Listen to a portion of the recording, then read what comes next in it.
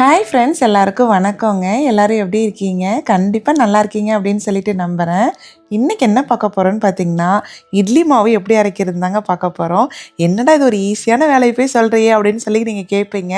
But நான் வந்து பார்த்திங்கன்னா இட்லி மாவு வந்து கொஞ்சம் வித்தியாசமாக தாங்க அரைப்பேன். இட்லி அரிசியும் உளுந்து வெந்தயம் எல்லாத்தையுமே ஒன்றா தான் போட்டு ஊற வைக்கிறதுங்க. அரைக்கும் போது ஒன்றா தான் அரைக்கிறது. இட்லியுமே பஞ்சு போல் சூப்பராக தாங்க இருக்கும். நிறைய பேர்த்தோட கொஸ்டின் என்னன்னு பார்த்தீங்கன்னா, எவனாவது இட்லி அரிசி உளுந்தையும் ஒன்றா போட்டு ஊற வைப்பானா, இட்லி எப்படி தான் வருமோ அப்படின்னு சொல்லி தான் கேட்பாங்க. பட் நான் 10 வருஷமாக அப்படி தாங்க பண்ணிகிட்ருக்கிறேன். இட்லி வந்து செம சூப்பராக தான் இருக்குது. எனக்கு வந்து நிறைய டைம் சேவுமே ஆகுது. அதனாலேயே இந்த மெத்தட் ஃபாலோ பண்ணுறதுங்க. உளுந்து கொஞ்சம் சேர்த்தி போடுவானுங்களா, உடம்புக்கு ரொம்ப நல்லதும் ஆச்சுன்னு சொல்லிட்டு ஒன்றாவே தாங்க அரைக்கிறது.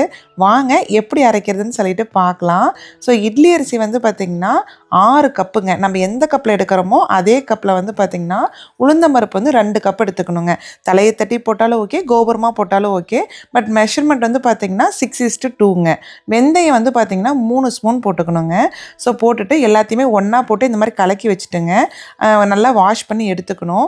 இட்லி அரிசி ஊற வைக்கும் போது பார்த்திங்கன்னா ஃபஸ்ட்டு ஒரு 2 டைம் வாஷ் பண்ணிவிட்டுங்க. ஒரு 10 நிமிஷமாக 15 நிமிஷமாக ஊற வச்சுட்டு அதுக்கப்புறம் நல்லா கழுவி எடுத்துக்கோங்க.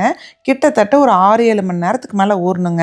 பெஸ்ட்டு என்னென்னு பார்த்திங்கன்னா, நம்ம நைட்டு ஊற வச்சுட்டு படுத்தோம் அப்படின்னா காலையில் வந்து மாவாட்டுறதுக்கு வசதியாக இருக்குங்க. ஸோ நம்ம வசதிக்கு தகுந்த மாதிரி எப்படி வேணாலும் ஊற வச்சுக்கலாம். ஸோ நான் என்ன பண்ணுவேன்னு பார்த்திங்கன்னா, இந்த இட்லி அரிசிலாம் கழுவுறோம் இல்லைங்களா, இட்லிக்கு மாவாட்டினாவே ஒரு சந்தோஷமாயிடுங்க. ஏன்னா செடிக்கு வந்து அந்த அரிசி களைஞ்ச தண்ணி ஊற்றலாம் பாருங்கள். ஏன்னா இந்த அரிசி களைஞ்ச தண்ணிலாம் ஊற்றினோம்னா செடிக்கு வந்து நல்ல ஊட்டச்சத்துங்க. ஸோ அதனால் வந்து இட்லிக்கு மாவாட்டுறோம்னாவே கிட்டத்தட்ட 1.5 பக்கெட் தண்ணி வந்துடும் வாஷ் பண்ணும்போது. அதுக்கப்புறம் மாவாட்டினதுக்கப்புறம் அந்த கிரைண்டர்லாம் கழுவுறோம் இல்லைங்களா, அது கிட்டத்தட்ட 1 பக்கெட் தண்ணி வந்துடுங்க. ஸோ 2 பக்கெட் தண்ணி ஆகிடுச்சு, ரொம்ப சத்தான தண்ணி ஆகிடுச்சின்னு சொல்லிட்டு அதில் ஒரு சொட்டு கூட தண்ணி வேஸ்ட் பண்ணாமங்க நல்லா கழுவி இந்த பக்கெட்டில் வந்து சேர்த்தி வச்சுருவேன். ஏன்னா கருவேப்பிலை செடிக்கு அதுக்கப்புறம் முருங்கீரைக்கெலாம் வந்து பார்த்திங்கன்னா இந்த அரிசி களைஞ்ச தண்ணி ஊற்றோம்னா நல்ல டிஃப்ரென்ஸ் தெரியுதுங்க. சூப்பராக வரும். லாஸ்ட் இயர் அப்படி தான் வந்துச்சு. ஸோ அதனால் எப்படி அந்த தண்ணி வேஸ்ட்டாக சீவேஜில் தாங்க போகுது. ஸோ இந்த மாதிரி யூஸ் பண்ணிக்கலாம் அப்படின்னு சொல்லிட்டு யூஸ் பண்ணுறதுங்க. ஸோ நான் என்ன பண்ணேன்னு பார்த்தீங்கன்னா ஃபுல்லாக ஊற வச்சுட்டுங்க. கிட்டத்தட்ட ஒரு 6-7 மணி நேரம் விட்டுட்டேங்க. 6-7 மணி நேரம் கழித்து அதுக்கப்புறம் ஆட்டிக்கலாம் அப்படின்னு சொல்லிட்டுங்க. ஸோ எங்கள் அம்மாலாம் வந்து பார்த்திங்கன்னா 6 கப்பு அரிசிக்கு 1 கப்பு உளுந்தம்பருப்பு தான் போடுவாங்க. தனித்தனியாக தான் ஊற வைப்பாங்க. அதனால் மாவு வந்து தனியாக ஆட்டும் போது மாவு நல்லா காணும்பாங்க. நான் வந்து ஏன் 6:2 போட்டிருக்கேன்னு பார்த்தீங்கன்னா, மாவு வந்து நம்ம அரிசியோட ஒன்றா ஊற வைக்கிறோம் இல்லைங்களா, அரைக்கும் போதுமே அரிசியோட ஒன்றா தான் அரைப்போம். ஸோ மாவு வந்து நல்லா வந்து அந்த உபரியாக வராதுங்க. அதனால் நான் வந்து எப்பயுமே உளுந்தம்பருப்பை கொஞ்சம் சேர்த்தி போட்டுக்குவேன். 6க்கு 2 போடும்போது பார்த்திங்கன்னா மாவு நல்லா காண்ற மாதிரியும் இருக்கும், இட்லியுமே நல்லாயிருக்கும். உளுந்தம்பருப்பு சேர்த்தி போடுறதால உடம்புக்குமே ரொம்ப நல்லது அப்படின்னு சொல்லிட்டு இதே தாங்க ஃபாலோ பண்ணுறது. ஆக்சுவலி டைம் வந்து பார்த்திங்கன்னா நல்லா சேவ் ஆகுங்க.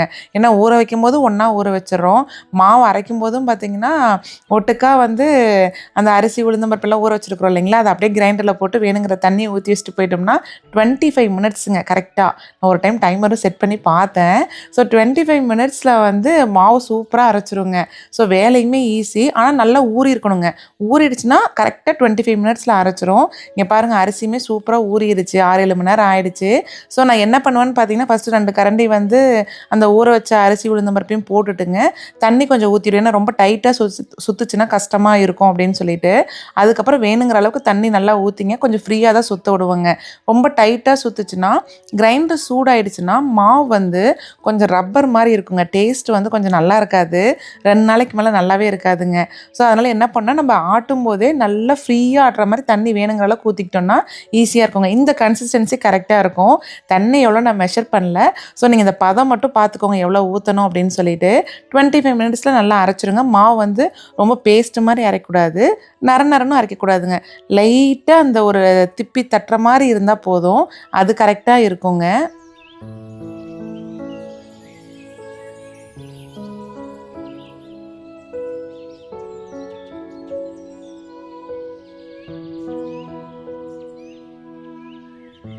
மாவு நல்லா நைஸாக அரைச்சதுக்கப்புறங்க 2 கை கல்லுப்பு போட்டுக்கலாம். கிரைண்டர் ஆஃப் பண்ணுறதுக்கு முன்னாடியே கல்லுப்பு போட்டுட்டுங்க ஒரு 2 சுற்று சுற்றிட்டு அதுக்கப்புறம் ஆஃப் பண்ணிக்கலாம். மாவு பாருங்கள் இந்த மாதிரி நல்லா நைஸாக அரைச்சிருச்சு. இந்த பக்கம் வந்து கரெக்டாக இருக்குங்க. ஸோ நான் வந்து என்ன பண்ணுவேன்னா 3 டெக்னிக் ஃபாலோ பண்ணுவேங்க. வெதர் நல்லா இருக்குது அப்படின்னா மாவு வந்து என்ன பண்ணுவேன்னா ஊற்றிட்டு கவுண்டர் டாப் மேலேயே வச்சுருவேன், மூடி வச்சுருவேன். கரெக்டாக வந்து பார்த்திங்கன்னா ஒரு 8 ஹவர்ஸில் புளிச்சிருங்க. இப்போ கிளைமேட் ரொம்ப சில்லாக இருக்குது அப்படின்னா என்ன பண்ணுவேன்னா அவனில் வந்து லைட் போட்டு வைப்பாங்க. இன்னொரு மெத்தட் வந்து என்னென்னு பார்த்தீங்கன்னா, இப்போ அவசரமாக மாவு வேணும் வீட்டில் இல்லை அப்படின்னா என்ன பண்ணுவோம்னா இன்ஸ்டா பாட்டில் வைப்பாங்க. இன்ஸ்டா பாட்டில் வச்சோம்னா கொஞ்சம் குயிக்காக வேலை முடிஞ்சிடும். ஏன்னா 4 மணி நேரத்துலேயே புளிச்சிரும். ஸோ அந்த மாதிரி ஒரு 3 மெத்தட் வந்து வெதருக்கு தகுந்த மாதிரி மாற்றிக்குவோங்க. ஸோ மாவு வந்து நம்ம அள்ளி வைக்கும்போது என்ன பண்ணணும்னா நம்ம 2 கப்பில் எதில் வேணுமோ அதில் ஊற்றிக்கிட்டுங்க. அதுக்கப்புறம் கொஞ்சம் தண்ணி ஊற்றி நல்லா அலசிங்க, அதிலே ஊற்றிக்கணும். பட் நீங்கள் எப்படி வந்து மெத்தடில் வந்து மாவு புளிக்கிறதுக்கு ரெடி பண்ணாலுங்க நல்லா அந்த மாவு வந்து கையில் நல்லா கலக்கணுங்க. நம்ம எவ்வளோக்கு எவ்வளோ கலக்கிறோமோ அவ்வளோ சீக்கிரம் வந்து மாவு புளிக்குன்னு சொல்லுவாங்க. ஸோ நீங்கள் என்ன பண்ணுங்கன்னா மாவு வந்து உப்பெல்லாம் போட்டுட்டோம் இல்லைங்களா, அதுக்கப்புறம் வந்து நல்லா கையில் வந்து பீட் பண்ணுங்க. நல்லா ஒரு ஒரு 5 மினிட்ஸ் ஆச்சு நல்லா பீட் பண்ணி வச்சிட்டிங்கன்னா சீக்கிரம் மாவு புளிச்சிரும். இன்றைக்கி வந்து வெதர் ஓகே தாங்க. ஸோ நான் வந்து உங்களுக்கு 3 மெத்தடுமே காமிக்கிறேன். வெளியில் வச்சா எப்படி புளிக்குது, அதுக்கப்புறம் வந்து அவனில் லைட் போட்டு வச்சா எப்படி புளிக்குது, இன்ஸ்டா பாட்டில் எப்படி இருக்குதுன்னு சொல்லிட்டு எல்லா மெத்தடுமே காமிக்கிறேங்க. உங்களுக்கு என்ன மெத்தட் யூஸ்ஃபுல்லாக இருக்குதோ அது கண்டிப்பாக நீங்கள் செக் பண்ணி பாருங்கள். அதுக்கப்புறம் வந்து சொல்ல மறந்துட்டேங்க, இட்லி அரிசி வந்து லக்ஷ்மி பிராண்ட் இருக்குது இல்லைங்களா, லக்ஷ்மி பிராண்ட் இட்லி அரிசியுமே நல்லாயிருக்கும். அப்புறம் இங்கே எங்களுக்கு வந்து பார்த்திங்கன்னா மதுரை ஃபுட்ஸ் இருக்குதுங்க, அதுக்கப்புறம் வயல் ஃபுட்ஸ் இருக்குது. இது எல்லா இட்லி அரிசியுமே ரொம்ப நல்லா இருக்குங்க. ஸோ இந்த 3 இட்லி அரிசியுமே நான் வாங்கி ரெகுலராக யூஸ் பண்ணுவேன். உளுந்து வந்து பார்த்திங்கன்னா காஸ்கோ உளுந்துங்க. காஸ்கோ உளுந்து வந்து சூப்பராக வந்து மாவு காணும். ஸோ அதே தான் வாங்கிக்கிறது. ப்ரைஸ் வந்து கம்பேரிட்டிவ்லி சீப்புமே கொடுங்க மற்ற கடையை கம்பேர் பண்ணும்போது.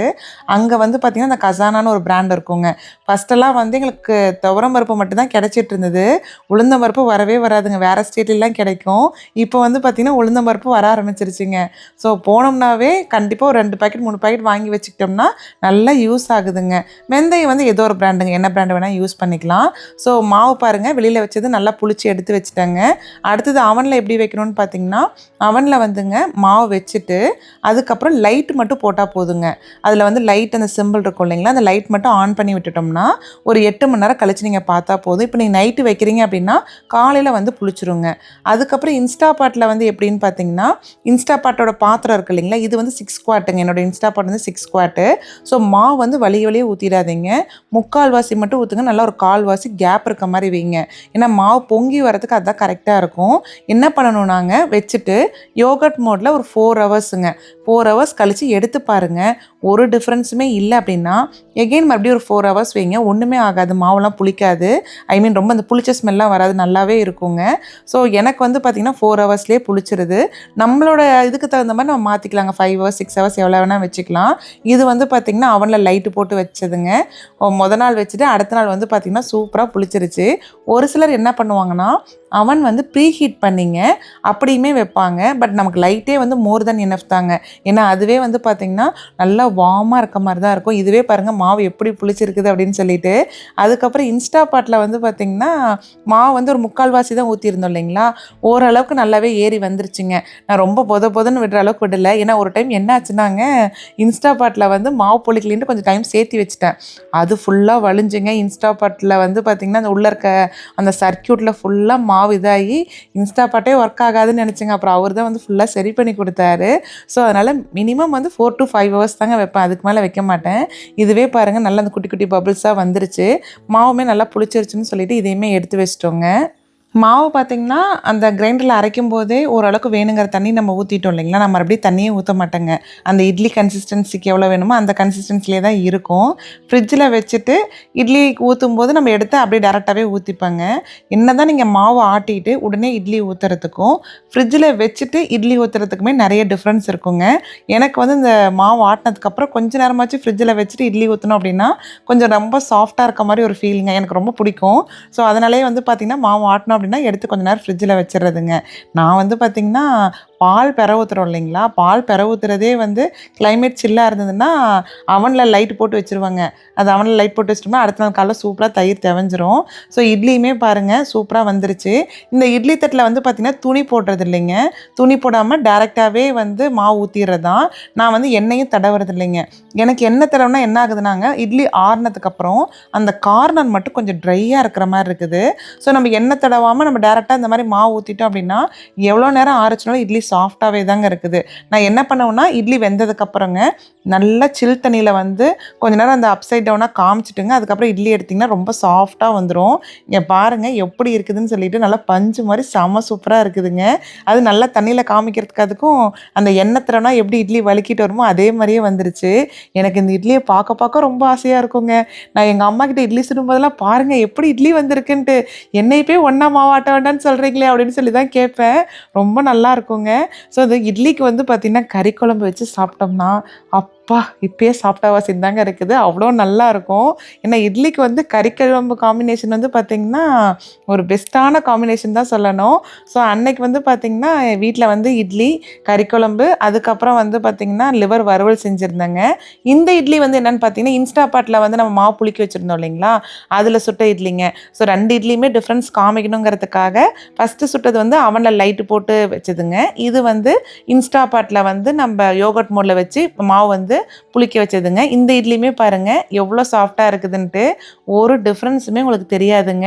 நீங்கள் அவனில் வச்சு புளிக்க வச்சிங்களா இல்லை இன்ஸ்டாபாட்டில் வச்சு புளிக்க வச்சிங்களான்ட்டு ரொம்ப நல்லாயிருக்கும். கண்டிப்பாக நீங்கள் ட்ரை பண்ணி பாருங்கள். நான் ஹானஸ்ட்டாக சொல்கிறேன், வேலை வந்து எவ்வளோ வேலை குறைஞ்சிருங்க. ஏன்னா நம்ம உளுந்து ஆட்டி அதை எடுத்து வச்சுட்டு மறுபடியும் அரிசி ஆட்டி 2யும் ஒன்றா கலக்கி அதெல்லாம் பெரிய வேலைங்க. இது கரெக்டாக 25 நிமிஷத்தில் வந்து அரிசியை போட்டோமா, தண்ணியை ஊற்றினோமா, மூடி வச்சுட்டு போனோமா, மறுபடியும் வந்து எடுத்து மாவை கொட்டி பண்ணோம்னா அவ்வளோதான், வேலை சீக்கிரம் முடிஞ்சிருது. ஸோ நான் என்ன பண்ணுவேனாங்க, இட்லி மாவு அரைச்சிட்டோம் அப்படின்னா அந்த ஒரு வாரத்துக்கு டெய்லி தோசை ஊற்றாமைங்க தினமும் ஒவ்வொரு மில்லட்டில் வந்து தோசை ஊற்றுவோங்க. ஸோ என்னென்ன மில்லட்ஸ்லாம் யூஸ் பண்ணுவேன்னு பார்த்தீங்கன்னா, சோளம் இருக்கு இல்லைங்களா, சிகப்பு சோளம் வந்து ஊர்லேருந்தே வந்து அரைச்சி எடுத்துகிட்டு வந்திருந்தேங்க. அதை ஊற வச்சுட்டுங்க, நல்லா ஊறினதுக்கப்புறம் கொஞ்சமாக தண்ணி ஊற்றி இந்த மாதிரி நல்லா நைஸாக அரைச்சிக்கணுங்க. அரைச்சிட்டு நம்ம இட்லி மாவு தான் இருக்குது இல்லைங்க, சும்மா அதை தோசை ஊற்றி சாப்பிட்டா யாருக்கும் இறங்காது. டேஸ்ட்டாகவும் இருக்கணும், சத்துக்கு சத்தாகவும் இருக்கணும் இல்லையா, அதனால் என்ன பண்ணுறதுன்னா இந்த மாதிரி வந்து சோளத்தை அரைச்சிங்க ஒரு கப்பில் வந்து போட்டுக்கிட்டு வேணுங்கிற அளவுக்கு உப்பு சேர்த்திட்டுங்க, மாவு வந்து ஒரு 4-5 கரண்டிங்க எவ்வளோ வேணுமோ அவ்வளோ சேர்த்திக்கலாம். நம்ம நல்லா கலக்கிட்டுங்க தோசை ஊற்றி சாப்பிட்டோம்னா செம்ம சூப்பராக இருக்கும். தோசை கலர் மட்டும்தான் வேறையாக இருக்குங்க, ஆனால் டேஸ்ட்லாம் வந்து கண்டிப்பாக கண்டுபிடிக்கவே முடியாது.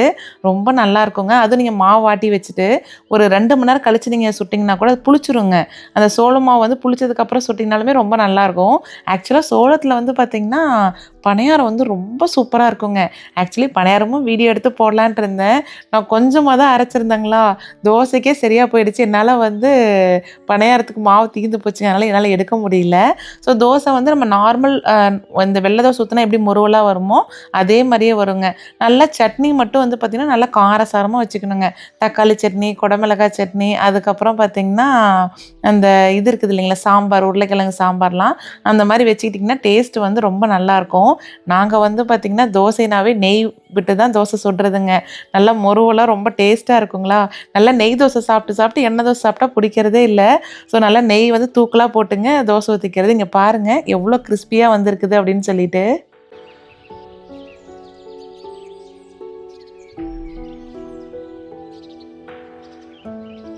அடுத்த ரெசிபி வந்து பார்த்திங்கன்னா அடை தோசை ரெசிபி தாங்க. அடை தோசைக்கு வந்து பார்த்திங்கன்னா ஒரு மெஷர்மெண்ட் கப் எடுத்துக்கிட்டு அதில் 1/4 கப்பு துவரம்பருப்பு, 1/4 கப்பு கடலைப்பருப்பு, 1/4 கப்பு உளுந்தம்பருப்பு, 1/4 கப்பு பாசிப்பருப்புங்க. 1 கப்பு இல்லை 1 1/2 கப்புங்க.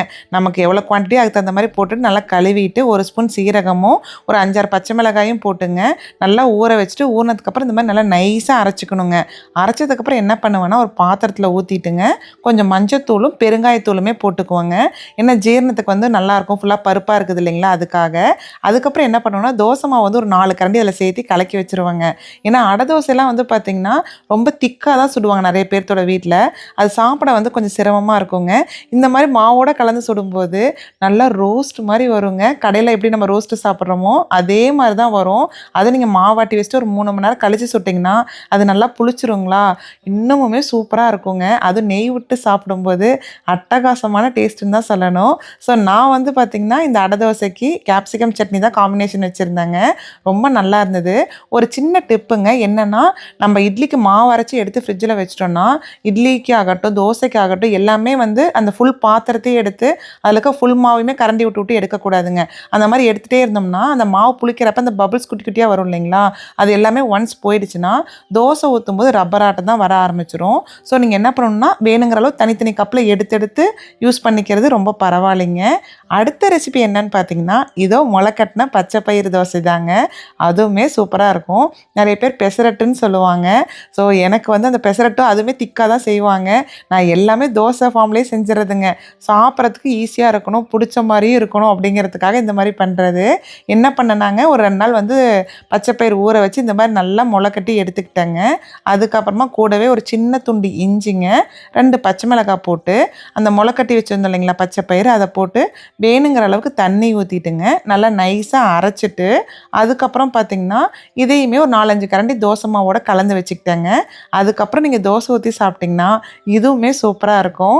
நிறைய பேர் நினைப்பீங்க முளைக்கட்டினதை போய் இப்படி அரைச்சிட்டோம்னா அதில் இருக்க சத்து போயிடுமே அப்படின்னு சொல்லிட்டு. நாங்கள் சும்மாவுமே முளைக்கட்டினதை சாப்பிடுவோங்க. இருந்தாலும் இந்த மாதிரி தோசை ஃபார்ம்லேயும் சாப்பிட்டுக்கலான்னு சொல்லிட்டு அதுலேயும் வந்து ஆட் ஆன் தான் நாங்கள் பண்ணிக்கிறோம். ஸோ இதுவுமே வந்து தோசை சுட்டு சாப்பிட்டு கூட வந்து பார்த்திங்கன்னா தயிர் வச்சு சாப்பிட்டுக்கிட்டாலும் நல்லா தாங்க இருக்கும். நான் வந்து மோஸ்ட்லி தோசைக்கு தயிர் வச்சு சாப்பிட்ற ஆள். ஸோ எவ்வளோ சட்னி இருந்தாலும் கொஞ்சோண்டு தயிர் வச்சு சாப்பிட்டா எனக்கு ரொம்ப பிடிக்குங்க. இதுக்குமே நெய் விட்டு சுட்டுக்கலாங்க, ரொம்ப நல்லாயிருக்கும். பட் நம்ம மாவாட்டுறோம் அப்படின்னா ஒரு வாரத்துக்கு நல்லா வருதுன்னா நான் ஒரு டைம் தனி கப்பில் எடுத்து சுடுறதுனால அந்த பபிள்ஸ் அப்படியே ரீட்டைன் ஆகுதுங்களா. நம்ம எப்போ தோசை ஊற்றினாலும் இந்த மாதிரி குட்டி குட்டி ஹோல் வருது பாருங்கள் மாவில், அந்த தோசையில் அந்த மாதிரி ஹோல் வரணும். அப்படி வந்துச்சுன்னா தான் தோசை சாப்பிட்றதுக்கு மொறுன்னு இருக்குங்க. இப்போ நீங்கள் வந்து அந்த ஹோல் வராமல் ரப்பர் மாதிரி முழுன்னு இருந்ததுன்னா சாப்பிட்றதுக்கு டேஸ்ட் நல்லா இருக்காது. ஸோ நீங்கள் எப்போ மாவு எடுத்தாலும் மறக்காமல் ஒரு கப்பில் மட்டும் தனியாக எடுத்து வச்சு யூஸ் பண்ணிக்கோங்க. ஸோ நான் வந்து இன்றைக்கி பெசரட்டு தோசைக்கு வந்து அந்த முள்ளங்கி சாம்பார் இருந்ததுங்க. ஸோ அதுதான் தொட்டு சாப்பிட்டோம். அதுவுமே சூப்பராக இருந்தது. நெக்ஸ்ட்டு ரெசிபி என்னன்னு பார்த்தீங்கன்னா கம்புங்க. கம்பு தோசை தான். ஊர்லேருந்து கம்பு, சோளம், அப்புறம் ராகி எல்லாமே எடுத்துகிட்டு வந்திருந்தேன். கம்பு சோளமும் குருணையாக தான் அரைச்சி எடுத்துகிட்டு வந்திருந்தேங்க. அது என்ன பண்ணேன்னா 1 கப்பு கம்புங்க ஒரு 4 மணி நேரம் ஊற வச்சுக்கிட்டேன். அது வந்து குருணையாக இருந்தாலும் சீக்கிரம் ஊறிடுச்சுங்க. அதுக்கப்புறம் என்ன பண்ணேன்னா நம்ம ஊற வச்ச தண்ணியோடையேங்க மிக்சியில் வந்து இந்த மாதிரி நல்லா நைஸாக அரைச்சி எடுத்துக்கிட்டுங்க. அதுக்கப்புறம் அது கூட தோசை மாவு வந்து ஒரு 4 5 கரண்டி எவ்வளோ வேணுமோ அவ்வளவும் போட்டுட்டு உப்பு தேவைன்னா போட்டுக்கோங்க. நான் வந்து இன்றைக்கி உப்பு போடலைன்னா அதுலேயே கொஞ்சம் உப்பு இருக்கிற மாதிரி தான் இருந்தது தோசை மாவில். ஸோ அதுவே கரெக்டாக இருக்குன்னு போட்டுக்கிட்டேங்க. நான் என்ன பண்ணிட்டேன்னா இது வந்து கலக்கிட்டு உடனே தோசை ஊற்றிட்டேன். ஸோ டேஸ்ட் வந்து எனக்கு கொஞ்சம் டிஃப்ரென்ஸாக இருந்தது. ஏன்னா சோள தோசைலாம் வந்து பார்த்திங்கன்னா அரைச்சிட்டு ஒரு 2 மணி நேரம் கழித்து சுட்டங்களா, அந்த புளிப்போடு சேர்ந்து இந்த சோளமும் நல்லா புளிச்சிருச்சுங்க, நல்லா இருந்தது சாப்பிட்றதுக்கு. இது வந்து நம்ம உடனே ஊற்றும்போது பார்த்திங்கன்னா அந்த சுற்றும் இல்லைங்களா தோசைக்குள்ள சுற்றுறதே வந்து கொஞ்சம் லைட்டாக வந்து பிசிறு தட்டுற மாதிரி இருந்ததுங்க. ஸோ நீங்கள் வந்து எந்த மாவாட்டினாலும் ஒரு 2 மணி நேரம் கழித்து நீங்கள் சுடுங்க, ரொம்ப நல்லாவே வரும். இதுவுமே வந்து பார்த்திங்கன்னா ஆஸ் யூஷுவல் எப்பயும் போல் கம்பு தோசைக்கு நெய் தாங்க, ரொம்ப நல்லாவே இருந்தது.